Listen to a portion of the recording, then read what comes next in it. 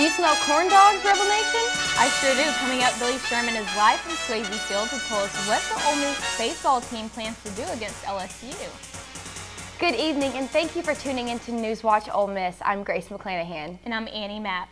Ole Miss is locked into a home series this weekend with LSU. Billy Sherman is live from Swayze to give us an idea of what to expect this weekend. Billy? Good evening, Rebel fans. Ole Miss is trying to bounce back from a tough loss against Mississippi State on Tuesday where the bats were swinging, but a walk-off double snatched the win for the Bulldogs.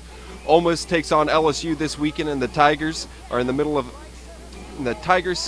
of the table for the SEC West right now after stopping a 4-game losing skid with an 8-0 win over Lamar. Ryan Rollison is pitching for the number 5 Rebels tonight and sits at third in the SEC with 77 strikeouts on the season. In the batting order, Thomas Dillard is one of 2 players in the SEC with more than 40 RBIs and 40 runs scored. Dillard had a home run against State on Tuesday in his 9th of his season. The game starts at 7 tonight, so come on out and get ready for what should be a tight game between 2 SEC powerhouses. Live from Swayze Field, Billy Sherman, NewsWatch Ole Miss. Thanks, Billy. A singing rave to promote Disability History Month took place in front of the pavilion this afternoon. Kenzie McLaughlin found out that many gathered to learn about sign language and to have fun.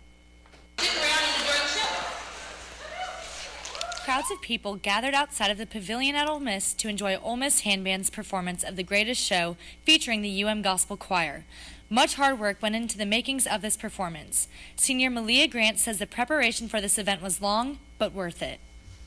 What it looks like is we get together, we figure out what we want the theme for the year to be, and then we figure out our songs, and so everyone takes a different song, and we go through, we interpret it, because it's not actually literal like the literal words, is the meaning of it, and so we interpret that, and then we start practicing, and it's been a really fun time learning the songs, and everybody has been putting in such a lot of hard work, so I'm glad it paid off. Members of the Ole Miss Handband teamed up with members of the UM Gospel Choir to help raise awareness for Disability History Month. Senior PJ Sheffield describes what this event means to him. Well, it's a big way to close out a whole month, to be honest with you. And it's great for the students who are deaf and blind. You know, it's great so they can know what's going on. And it's just a really neat gesture for all of students. As you saw, there was a humongous crowd. I thought that was a wonderful crowd here just watching like I was. With the purpose of raising awareness for this community, this concert was also a chance for this community to come together and celebrate something bigger than themselves. The culture is open, so if you guys are interested in joining handband, it's for you, even if you don't know sign language. It's really fun to just come and learn about something different from yourself, but also something that is also a very big part of this campus in America. So just come out and learn and have fun with us. Disability History Month may be coming to an end, but organizations like the Ole Miss Handband continue to bring awareness through their performances. Kenzie McLaughlin, NewsWatch Ole Miss. Oxford citizens are preparing for one of the largest events of the year, Double Decker Weekend. Asia Harrod is in the studio to tell us more about your parking options. Asia? Thanks, Annie. Double Decker brings over 60,000 tourists to the Oxford Square. I met with Services Coordinator and Volunteer Coordinator to get detailed information on where you can park. Parking for Double Decker can be very difficult. I spoke with Services Coordinator Joseph Scott to get more details. What we'd recommend is parking over at the Oxford High School. That's on Sisk Avenue. Over there will be a big open parking lot, and we'll have shuttles moving between Oxford High School and the square all day. And so, those shuttles will be $5 per ride, and so, it would be a quick way to get back and forth without having to try to look around for somewhere to park here. Brittany McCoy talks about some changes that are a little different from last year. Beginning Friday the 27th, a portion of North Lamar and Monroe will be closed at 4 a.m. Joseph Scott says that there will be security checkpoints at street locations, so make sure that you park at one of the open locations. Annie, back to you at the desk. Thanks, Asia. With Double Deckers starting tomorrow, many stores on the square are getting ready for the large crowds. Margot Parrish shows you what they're doing to prepare. The stores on the square are gearing up for the chaotic weekend. D-Squared employee Elizabeth Field is working her first double-decker at the store. So Double Decker Weekend for our sales will have different sale racks outside for the people walking around, just an easy grab. Oh, that's cute, the last few items. And so we'll have a 10, 15, and 25 sale rack, and they'll be outside. So businesses have been preparing for Double Decker for weeks in hopes that tourists and locals will come into their business for a weekend purchase. Another store on the square, Frock Fashions, is prepping their store with the latest trends and outfits for the festival weekend. Employee Catherine Davis is excited to see what the weekend will bring. We've been ordering new merchandise to kind of gear towards the double-decker trend. I feel like a lot more girls like to be a little more trendier, and it's kind of not festival wear, but it's almost like that. And we've just been tagging everything, steaming everything, coming up with great ideas for some things happening that day of Double Decker, just cute little props and everything. But you'll have to come to the store and find out and see. The square attracts so many tourists and locals for the Double Decker Festival weekend. Businesses are prepared and hope to see the customers buy. Margot Parrish, NewsWatch, Ole Miss. Sorority members from the University of Southern Mississippi made the wish of a 92-year-old World War II veteran come true.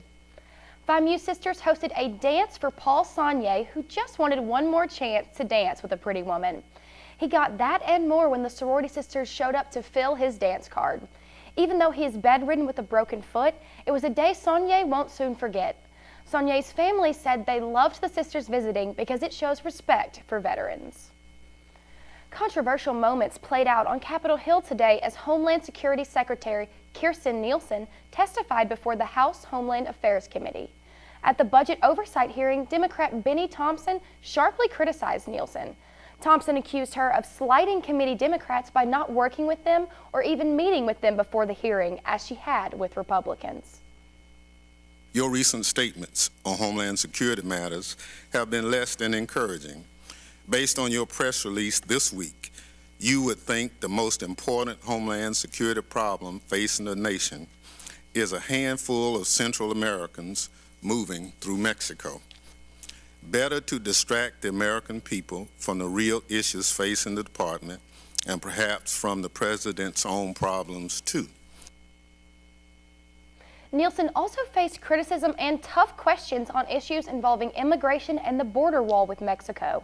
When asked who was paying for the wall, she said DHS is asking Congress for the money, despite President Trump's campaign promise that Mexico would pay for it. Students picking up yearbooks may not realize how much work the staff puts into making the book. Garrett Sherman reports that the yearbook has changed, just like the staff changes every year. The history of the University of Mississippi has been encapsulated in the pages of the yearbook for over 121 years. Well, I know the first yearbook was in 1897, and I don't know exactly how the name came about, but I do know that, like, the lore of it is that the advisor of the yearbook came up with it. In fact, the university's nickname, Ole Miss, derives from the title of the yearbook, The Ole Miss. Like the university, the yearbook has changed constantly over the years. It used to be a lot more artistic, and it wasn't like coverage of actual events that happened the year. It was just people's photos and like just like different, like people would write poetry about an event that would happen on campus, but they wouldn't actually talk about what happened. Not too long ago, the yearbook was staffed by the fraternities and sororities on campus, who filled the pages with mostly Greek life. However, for this year's yearbook, Building Mississippi, the staff, who are now mostly journalism and IMC majors, wanted to take a more journalistic approach. I think we're trying to tell more of a story rather than, and just tell them the facts, things that people maybe don't always know. They know about, but they don't know the details or, cool facts about the school. And most of the stories I think they'll find interesting. Either they didn't know something happened, or they're like wanting to know more, and you get more of like the details behind it. Production for the yearbook begins in September and covers all events leading into the spring semester. Garrett Sherman, NewsWatch Ole Miss. If you have not picked up your yearbook, you can come to the Student Media Center in Bishop Hall starting Monday to do so. All you need is your student ID. Box office gold, a new Marvel movie hits theaters today. Veronica Mejia found out what big things are predicted for this film.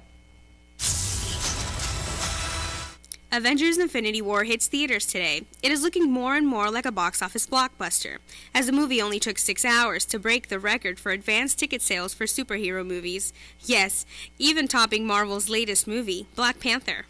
An Ole Miss cinema professor says the movie won't be as big as the Star Wars series, but believes it will make an impact. I think the impact of the Avengers will be pretty huge. You know, I don't know if it'll be the same impact of when The Force Awakens came out, because that's pretty big. That's a huge fan base. But Marvel's developed a huge fan base at this point. I know a lot of theaters are already sold out. So does it have an opportunity to break box office records? Maybe close. I don't think so, though. Not only does it have an impact on the movie industry, it also has an impact on the fans. The Russo brothers have asked fans to keep spoilers hushed with the hashtag Thanos demands your silence. But that hasn't stopped fans from making bold predictions. Who the hell are you guys? Predict that Captain America might die. It's kind of a bummer. He's my favorite superhero. I haven't heard any spoilers, but based on my predictions, I think Captain America's going to die. Probably, I think that Doctor Strange might lose his powers, maybe, just because he's got the Time Stone. I expect at least half of all of our favorite characters are going to die, and I think Thanos is going to win. So I think the huge one would be if Tony Stark or if Steve Rogers dies. That would be pretty huge. I know nothing's on the docket for another Iron Man, and that's been going on for a long time. So, and when Iron Man was in Spider-Man: Homecoming, wasn't that cool. So so maybe potentially Tony Stark could be. I'm here outside Oxford Commons Cinema, the only theater in Oxford showing Avengers: Infinity War tonight. Tickets have been sold out, but 2 new shows have been added, so go online and get your tickets fast. Veronica Mejia, NewsWatch, Ole Miss. Coming up, with Cosby Show star currently on trial for accounts of sexual assault, people are saying major steps are being made in favor of women's rights. We'll have that and more, but first, Brian Barissa has your first look at the current conditions. Good afternoon, Oxford. The rain we've been seeing today is on its way out for a warmer double-decker weekend, and the sun is finally going to come back out. Looking at our current radar, you can see that the rain is gone, and there's nothing else really behind it. Some small clouds, but I'll tell you more about that later tonight on Stormwatch. What to expect when you're expecting a teenager. Today we're talking about how to wake up your teen, and this works literally every time.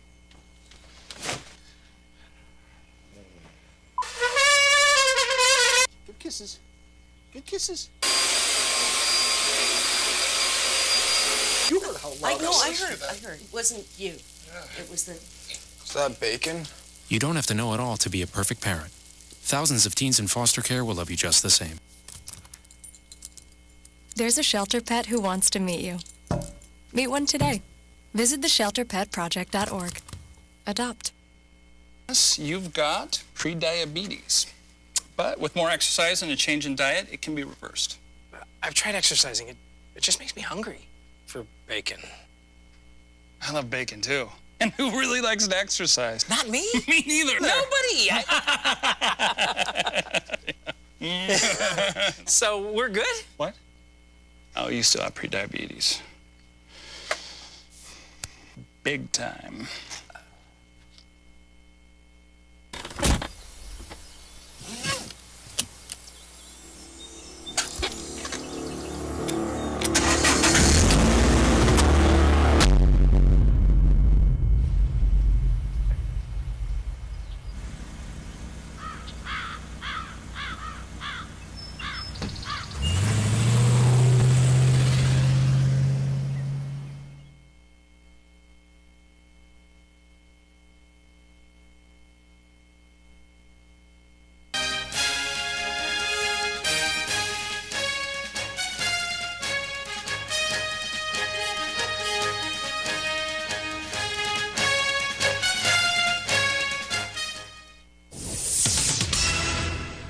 A jury has found comedian Bill Cosby guilty on all 3 counts in his indecent assault trial.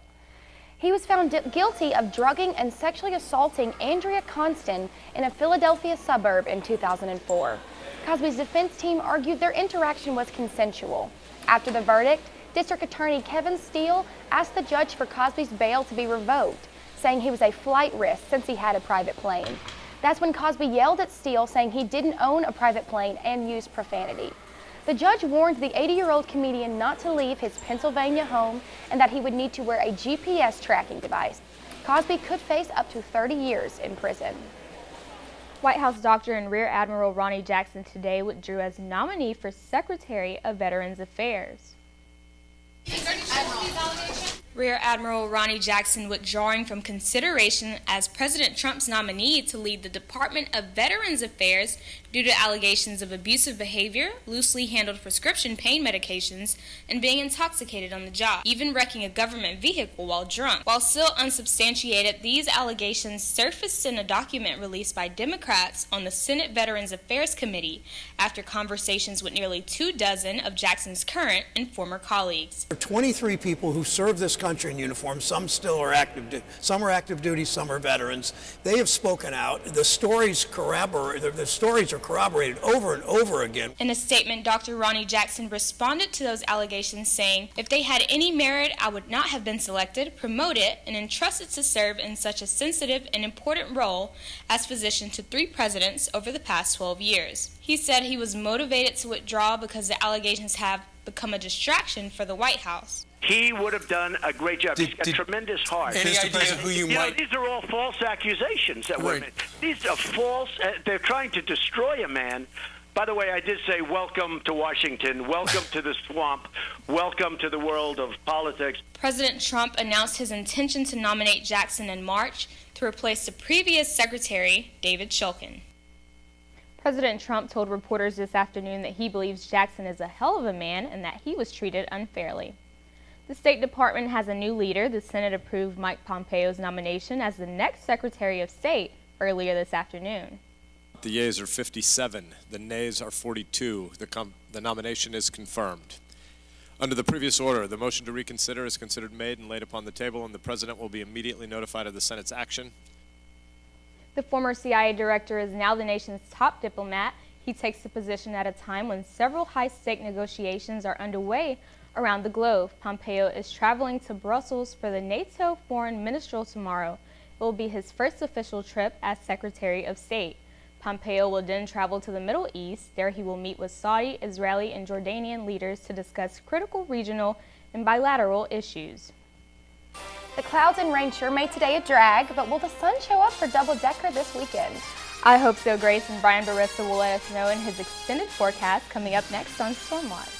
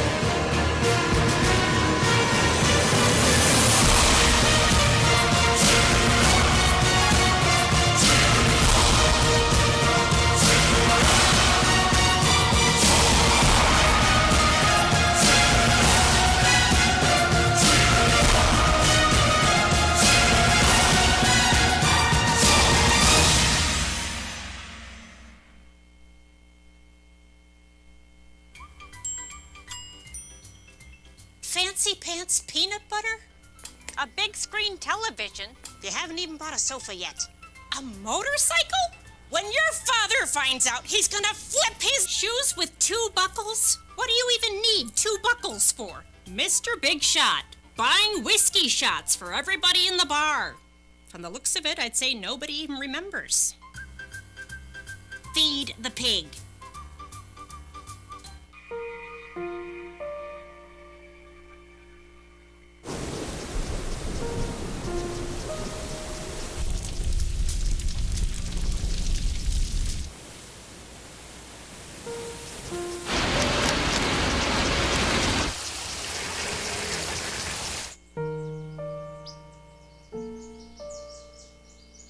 Don't wait. Communicate.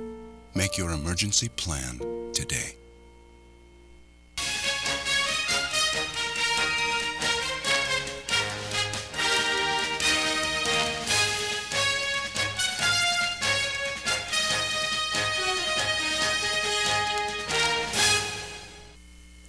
Good evening, Oxford. It is currently 58 degrees with scattered showers, slight winds coming from the south at 2 miles an hour, and a 20% chance of rain. Looking at our satellite image, you can see that there's really nothing else over Oxford. Everything's kind of gone off, large storm system up there, but nothing over us. As we look at the current temperatures, you can see South Haven, Holly, and Holly Springs are at 60 degrees. Oxford is at 50 degrees. Corinth at 61 degrees, and Tupelo, the warmest, at 63. As for tomorrow, South Haven will be 72, Holly Springs 71, Oxford and Corinth both at 73, and Tupelo, the warmest again, at 74. Looking at tonight's forecast, it's going to be 48 degrees, partly cloudy, stronger winds, but really less of a chance of rain. As for tomorrow, though, it'll be 73 degrees, nice and warm, partly cloudy, same winds, and still a 10% chance of rain. Looking at the 5-day forecast, Saturday will be 76, Sunday 71, Monday 76 degrees, Tuesday getting warmer at 81, Wednesday at 82. But Tuesday and Wednesday we're going to start seeing more cloud cover again. Back to you guys at the desk. Thanks, Brian. The NFL draft starts tonight. Will we hear one of our former Rebels' name called? And while we await to see who will get drafted from Ole Miss, see which big names could be picked first overall next. There's one thing you can never have sex without. It's consent. Because sex without it isn't sex. It's rape. It's on us to stop sexual assault. Learn how and take the pledge at itsonus.org. You think getting dumped by text is harsh? Try getting dumped by a tennis ball. My ex-owner drove me out to the woods, yelled fetch, and by the time I brought the ball back, he was gone.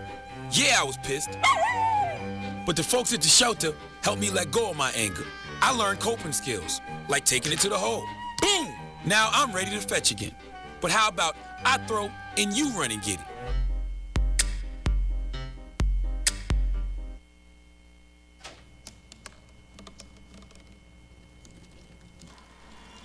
Everybody has a dream.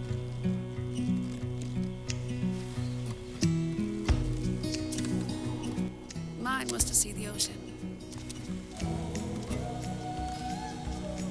And with a little help,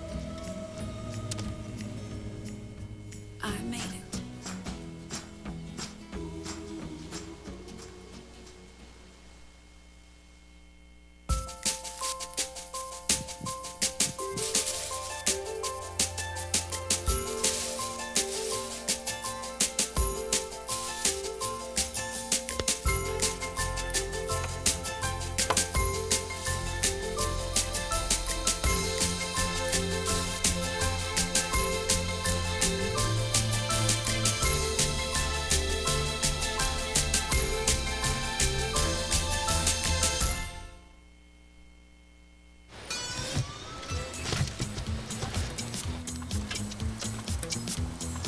It's a short ride from your neighborhood to your naturehood. To find a neighborhood park or green space near you, visit discovertheforest.org.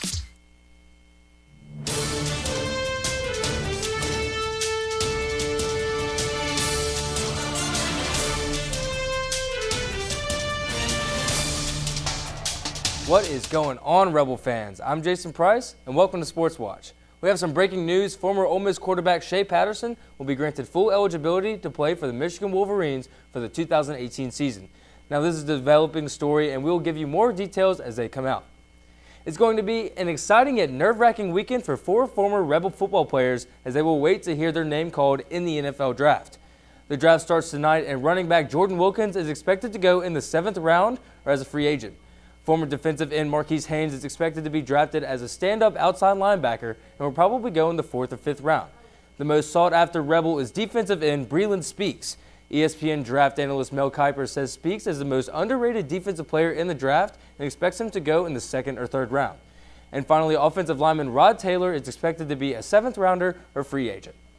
For the draft as a whole, the story of the night will be what quarterback-needy teams will get which very talented players. With the Browns having the #1 pick and needing help literally everywhere on the field, they are most likely to choose Sam Darnold from USC, Saquon Barkley from Penn State, or Oklahoma's very outgoing Baker Mayfield. Another possible pick that is worth noting is defensive end Bradley Chubb from NC State, who may get scooped up by the Browns as they also have the 4th overall pick. The possibility of a Bradley Chubb-Myles Garrett combo should scare every single offense in the NFL. Today, Ronald Acuna, Atlanta Braves outfielder and top prospect in baseball, showed everyone that even as the youngest player in the majors, he can hit a baseball. Acuna recorded his first major league home run against the Cincinnati Reds today, blasting it 416 feet and into the upper deck of the Great American Ballpark. Acuna began his major league career last night and notched 1 hit and a run scored. Believe me, this is not the last time you will be hearing the name Ronald Acuna. And finally, our play of the day includes LeBron James reminding us once again that he is aging like wine. 3 seconds left. James shakes Thaddeus Young on the inside, top of the key, pull up, game. An exclamation point on LeBron's ridiculous night as he ends with 44 points, 10 rebounds, 8 assists, and a crazy dub. The Cavs now lead the series against the Pacers 3-2 and obviously have some momentum for Game 6 tomorrow night in Indiana. Well, that's all we got for sports, but be sure to follow us on Twitter at NewsWatch_UM for all of your favorite Ole Miss updates. Back to you guys at the desk. Thanks, Jason. There's no need to be salty because this national holiday is sure to leave a good taste in your mouth. Stay tuned, there's more NewsWatch when we return. Todd's a great guy. I mean, look at him. What a sweetheart. Attaboy. Wait, Todd, what are you doing? How totally selfish and un-Todd-like of you. Come on, Todd. Come on, man. We are Ole Miss Rebels. As Mississippi's flagship university, we dig deeper, see farther, work harder. We pioneered human organ transplants. We helped prove Einstein's theory of gravitational waves. We are distinguished as a Carnegie R1 top 2.5% research institution. We are Ole Miss, transforming lives and the world.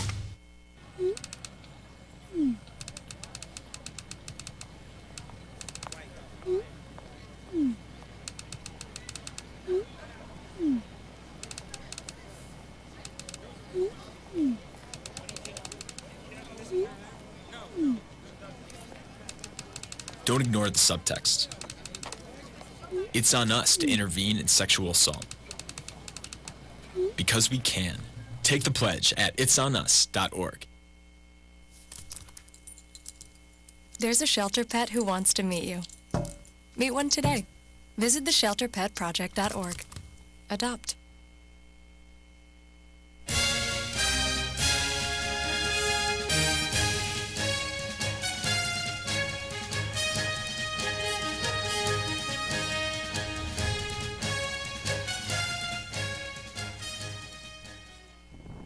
Put down the chips, it's National Pretzel Day. There are various stories about how the twisted treat originated. Some say they were invented by monks who gave pretzels to kids who learned their prayers. Another story says they were created in a French monastery. Regardless, they have survived over the years. The average American eats roughly 1.5 pounds of them every year. Pretzels are especially popular in Pennsylvania. 80% of them are produced in the Keystone State. Philadelphia debuted a pretzel museum in 1993. Well, Grace, I don't know about you, but I don't think I eat that many pretzels a year. I love to get a pretzel at the baseball games every once in a while, but not 1.5 pounds. Speaking of that, Brian, do you think that the baseball game, what's the weather going to be like? Well, it's going to start getting warmer. It's going to start getting sunnier. It's going to be great tonight. It's going to be great tomorrow. We're going to have a great weekend ahead, so make sure you head out. All right, not as rainy as today, hopefully. Not as rainy as today. Thanks, Brian. Well, that is all we have for tonight. Thank you for tuning in to NewsWatch Ole Miss. I'm Grace McClanahan. Be sure to catch us here again on air at 5 and on our Facebook live stream. You can also find our show on HottieToddy.com. I'm Annie Knapp. Thank you and good night.